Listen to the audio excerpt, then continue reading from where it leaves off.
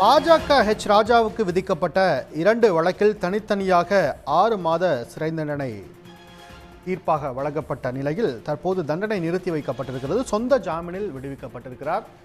பெரியார் சிலையை உடைப்பேன் என்ற வழக்கில் ராஜாவுக்கு 6 மாத சிறை தண்டனை. இது குறித்த மேலதிக விரிவான விவரங்களுக்கு சிறப்பு செய்தியாளர் ரமேஷ்குமார் இணைகிறார். ரமேஷ்குமார், விவரங்கள். அதாவது இந்த வழக்கினுடைய பின்னணி அப்படின்னு பார்க்கும்போது கடந்த 2018 திரிபுராவில் இளைஞன் சிலை உடைக்கப்பட்ட போது அதை உடைக்கிறது போல் தமிழகத்திலும் பெரியார் சிலை உடைப்பேன் என்று அவர் ட்விட்டர் பக்கத்தில் வெளியிட்டிருந்தார். அதே போல இன்னொரு கனிமொழி தொடர்பான கருத்தையும் ஒரு அவதூறான கருத்தையும் ட்விட்டர் பக்கத்தில் வெளியிட்டிருந்தார். இந்த 2 சம்பவங்கள் தொடர்பாக தான் அவர் மீது பல்வேறு வழக்கில் பல்வேறு காவல் நிலையங்கள் தொடரப்பட்டிருந்தது.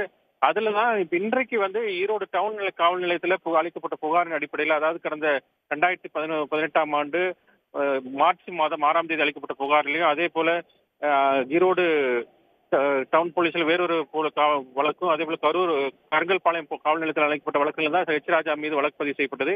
இந்த வழக்கினுடைய விசாரணை தான் சென்னை உயர்நீதிமன்ற உத்தரவின்படி 3 மாதத்தில் முடிக்க வேண்டும் என்ற அடிப்படையில் சென்னை மாவட்ட ஆட்சியர் வளாகத்தில் நடைபெற்றது.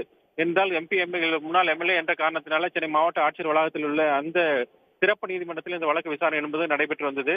இதுல காவல்துறை தரப்புல என்ன வாதம் முன்வைக்கப்பட்டது என்றால், இவருடைய ட்விட்டர் பக்கத்திலிருந்து தான் இது வெளியாகப்பட்டிருக்கிறது, வேறு யாரும் வெளியிடவில்லை, இவரே தான் அதில் அட்மின் என்றும் அது உறுதியாக நிரூபித்து அதற்கான ஆவணங்களை காவல்துறை தரப்பில் தாக்கல் செய்யப்பட்டது. இதையடுத்துதான் அவர் மீது இந்திய தண்டனை சட்டம் 500, 501, 502, 153, 504 உள்ளிட்ட பிரிவின் கீழ அந்த தண்டனை என்பது தற்போது வழங்கப்பட்டிருக்கிறது. அந்த தண்டனையின்படி ஒவ்வொரு வழக்கிலும் 6 மாதம் தண்டனை என்பது தனித்தனியே வழங்கப்பட்டிருக்கிறது. ஆக மொத்தம் 1 ஆண்டு சிறை தண்டனை என்று கூட சொல்லலாம். 1 ஆண்டு அவருக்கு தண்டனை என்பது வழங்கப்பட்டிருக்கிறது. இதுல ஒரு வழக்குல 2000 ரூபாய் அபராதமும், இன்னொரு வழக்குல 5000 ரூபாய் அபராதமும் என்பது விதிக்கப்பட்டிருக்கிறது. இந்த வழக்கில பரிசீலித்த நீதிபதி என்ன தெரிவித்திருக்கிறார் என்றால், இவருடைய ட்விட்டர் பக்கத்திலிருந்து தான் இது இந்த தகவல் வெளியாக இருக்கிறது என்பது காவல்துறை சந்தேகத்துக்கு இடமின்றி நிரூபித்தன் காரணத்தால் இந்த தண்டனை வழங்கப்பட்டுள்ளதாக தெரிவித்து இந்த தண்டனை என்பது வழங்க உள்ளதாக அவர் அறிவித்திருக்கிறார். பொதுவாக இந்த வழக்கில பொறுத்தளவுக்கு அடுத்த கட்டமாக 6 மாத சிறை தண்டனை என்பதனால அது தற்போது அதை நிறுத்தி வைக்க வேண்டும், தாங்கள் மேல்முறையீடு செய்ய உள்ளதாகவும், உயர்நீதிமன்றத்தில் மேல்முறையீடு செய்ய உள்ளதாகவும், எனவே அதை நிறுத்தி வைக்க வேண்டும் என்று அவர் தரப்புல கேட்டுக்கொள்ளப்பட்டது.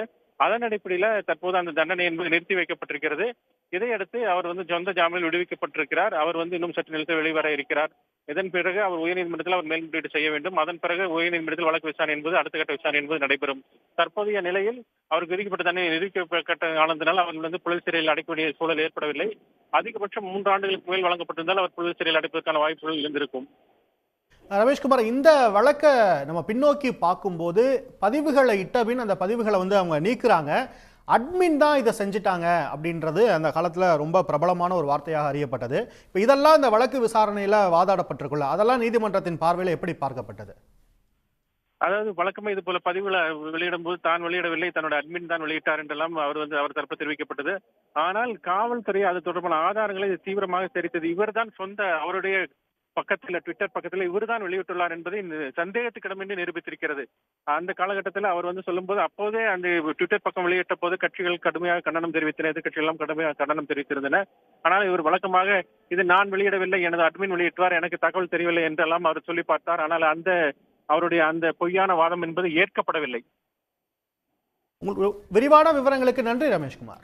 உடனுக்குடன் செய்திகளை தெரிந்து கொள்ள சன் நியூஸ் பெல் ஐகானை கிளிக் பண்ணுங்க.